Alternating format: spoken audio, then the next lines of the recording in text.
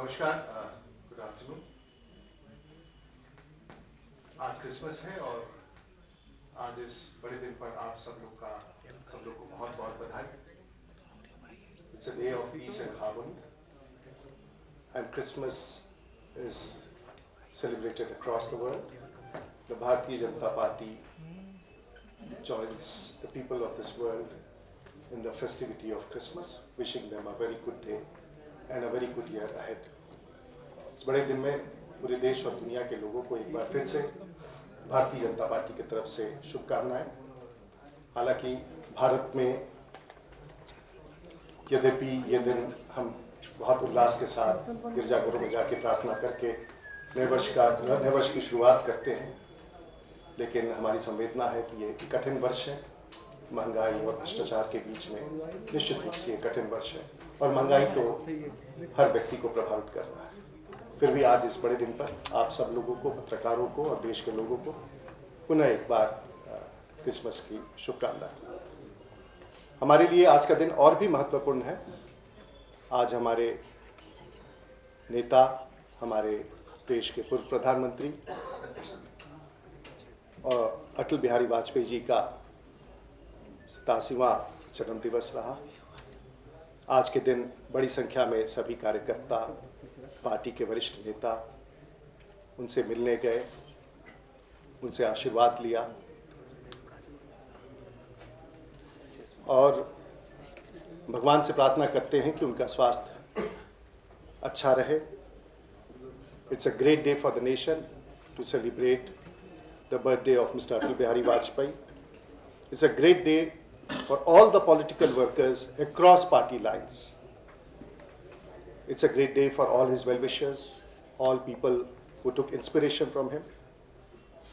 And Mr. Vajpayee remains, and I would repeat, remains a symbol of acceptability, a symbol who gave a broad definition to democracy, a sense of great nationalism which he portrayed, a great sense of brotherhood which he talked about is all visible.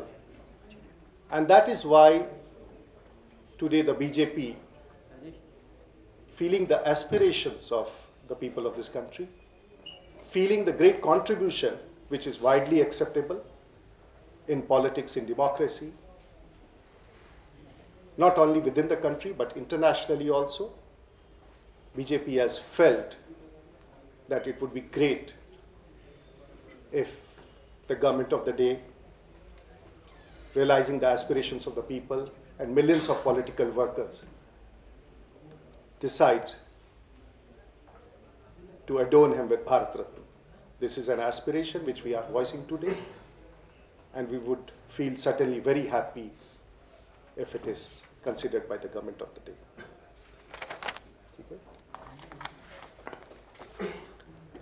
ये शाम का 4 बजे का बैठक, 3 बजे का बैठक और विशेष करके सभी राजनीतिक पार्टियों में जब कोई पीसी होता है, हम बड़ी जिम्मेवारी के साथ आपके सामने बैठते हैं। हमारी ये इच्छा होती है कि आपके सवालों का जवाब, जो भी पार्टी की नीति हो, जिस प्रकार से भी हम आपके विषयों को, आपके क्यूरियोसिटी को पूरा कर सकें, हम प्रयास करते हैं। और ये बहुत ही बड़ी जिम्मेवारी का, ये बहुत बड़ी जिम्मेवारी। लेकिन इस फोरम का यदि राजनीतिक दलों का, आपकी उपस्थिति का, आपके लेखन का उपयोग, इस वक्त का उपयोग मन गढ़ंत आरोपों के लिए करे, तो निश्चित रूप से ऐसे प्रेस कॉन्फ्रेंसेस के मर्यादा कम होती। और मेरा इशारा कांग्रेस के प्रवक्ता अभिषेक मनु सिंघवी की तरफ है। और जिस प्रकार से कल हो सकता है कि अभिषेक मनु सिंघवी जी कुछ कठिनाई में रहे हैं, कुछ दिनों तक उनकी जिम्मेवारी उनसे दूर कर दी गई थी। हो सकता है आपसी प्रतिस्पर्धा में, कांग्रेस में भी प्रवक्ताओं के आपसी प्रतिस्पर्धा में, उन्होंने उस फोरम का उपयोग ऐसे आरोप लगाने के लिए किया है जो बहुत हद तक it's beneath, it's not acceptable. And we still feel that a national political party, the Congress party, and its spokesperson would not go beneath.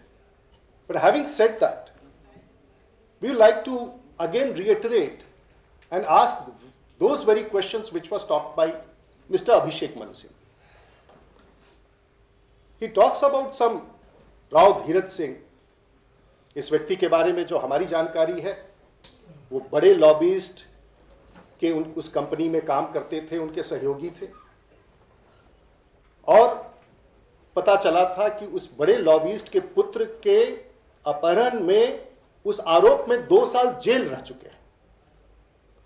और उस व्यक्ति के एक बयान को, जो स्वयं जेल में रह चुका हो, आज वो कुछ बयान इस प्रकार से कह रहे हैं जिसमें वो कई आरोप लगा रहे हैं। हम पूछना चाहेंगे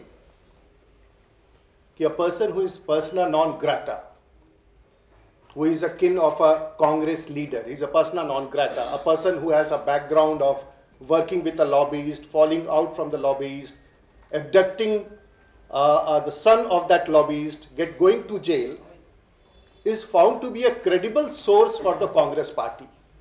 This is a telling tale on the source and information and perception of the Congress party and their spokesperson, that they are relying on individuals who are persona non grata, but that it is the Congress party and their spokesperson who are relying on some people who are जिनकी कोई विश्वसनीयता नहीं है, फिर भी यदि उसका ही आधार बनाते हैं, तो हम दावे के साथ पूछना चाहेंगे कि अभिषेक मनु सिंघवी जी, आपने पहला सवाल किया था और आपने कहा कि कैबिनेट के कॉन्फिडेंशियल पेपर्स लीक किए जाते हैं। भारतीय जनता पार्टी आपसे मांग करती है कि कौन सा दस्तावेज आपके पास है, कौन सा पेपर आपके पास है, किस पत्रकार को दिया गया। वो तथ्य भारतीय जनता पार्टी जानना चाहेगी कि वो तथ्य कौन है, कि कौन सा ऐसा दस्तावेज है जिस पर आपने आरोप लगाया है। भारतीय जनता पार्टी आपसे चाहेगी कि उसका प्रत्यक्ष प्रमाण दे, क्योंकि मुझे डर है कि यदि कांग्रेस के प्रवक्ता, महंगाई छोड़ दीजिए, भ्रष्टाचार छोड़ दीजिए, यदि कांग्रेस के प्रवक्ता इस तरह से गैर जिम्मेवाराना बयान देते रहेंगे तो बहुत सारे चैनल की टीआरपी कम हो जाएगी, क्योंकि लोग टेलीविजन चैनल स्विच ऑफ करेंगे। इसलिए उनका कम से कम ख्याल करते हुए इस प्रकार का बयान उन्होंने कहा कि अभिषेक मनु सिंघवी ने कहा कि जिस व्यक्ति की चर्चा की गई है उसने किसी लैंड, किसी संस्था के लिए कोई जमीन आवंटित किया था।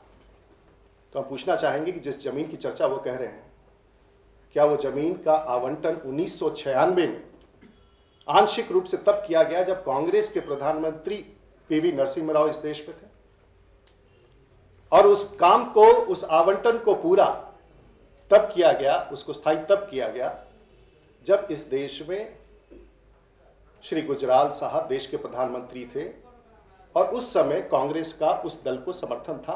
क्या अभिषेक मनु सिंघवी इस बात का स्पष्टीकरण देना चाहेंगे? हम ये भी चाहेंगे कि उन्होंने किसी ट्रस्ट की बात की है, तो हम चाहेंगे प्रत्यक्ष तौर से, प्रमाणित तौर से, वो कौन सा ट्रस्ट है जो उस लॉबिस्ट के बारे में कहा गया है, श्रीमती राडिया के बारे में कहा गया है, उसके प्रमाण भारतीय जनता पार्टी स्वयं भी देखना चाहेगी और देश के लोगों को दिखाना चाहेगी। मुझे विश्वास है कि अभिषेक मनु सिंघवी के पास ये सभी कागजात होंगे जो ट्रस्ट, जिसके बारे में उन्होंने आरोप लगाया कि एनडीए की सरकार ने दिया है, भारतीय जनता पार्टी देखना चाहेगी। जहां तक इसी सवाल से हमारे देश के उप प्रधानमंत्री की चर्चा की गई, हम बताना चाहेंगे कि जिस मंदिर के उद्घाटन के लिए गए थे वो पेजेवर स्वामी का मंदिर था, और निश्चित रूप से उस मंदिर में गए थे।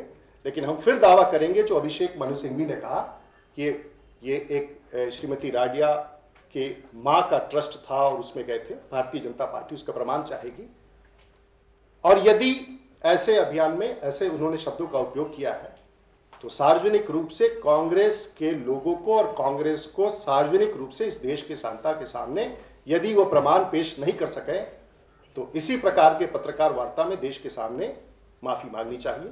मुझे विश्वास है कि राष्ट्रीय पार्टी की हैसियत से एक प्रवक्ता देश के सामने, और खास करके जो बेबुनियादी बयान उन्होंने दिया, उसमें माफी मांगनी चाहिए। अभिषेक मनु सिंघवी जी ने कुछ यूरोकॉप्टर के बारे में कहा, हेलीकॉप्टर के बारे में। अभिषेक मनु सिंघवी जी से मैं पूछना चाहूँगा कि जिस हेलीकॉप्टर डील की बात की है वो वर्ष 1998 की चर्चा की है महाराष्ट्र में और कर्नाटक में। मैं अभिषेक मनु सिंघवी जी से पूछना चाहूँगा कि आज कर्नाटक में उस समय जे.एच. पटेल की सरकार थी, कांग्रेस की सरकार थी। महाराष्ट्र में उस समय कांग्रेस की सरकार थी, विलासराव देशमुख की सरकार थी। अभिषेक मनु सिंघवी जी से हम पूछना चाहेंगे कि क्या उस समय सरकारों ने जो हेलीकॉप्टर खरीदा, कांग्रेस की सरकारों ने जो हेलीकॉप्टर खरीदा, क्या सचमुच उसमें कुछ ऐसी बातें हुई थी जो उनके जानकारी में है?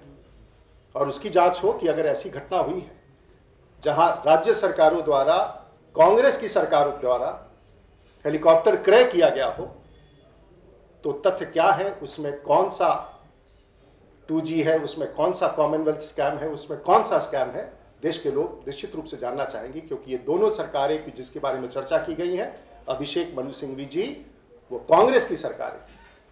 और मैं नहीं जानता हूं कि आज भारतीय जनता पार्टी का कांग्रेस की सरकार में कितना प्रभाव है, मैं समझने में असमर्थ हूं। उन्होंने, अभिषेक मनु सिंघवी जी ने स्विस बैंक का चर्चा की। हम बड़े खेद के साथ और बड़े अफसोस के साथ, देश के प्रधानमंत्री mister clean, he had mentioned in his manifesto and during the last elections in the UPA 2 that he will do everything to bring back 1 lakh crore stashed in Swiss bank accounts.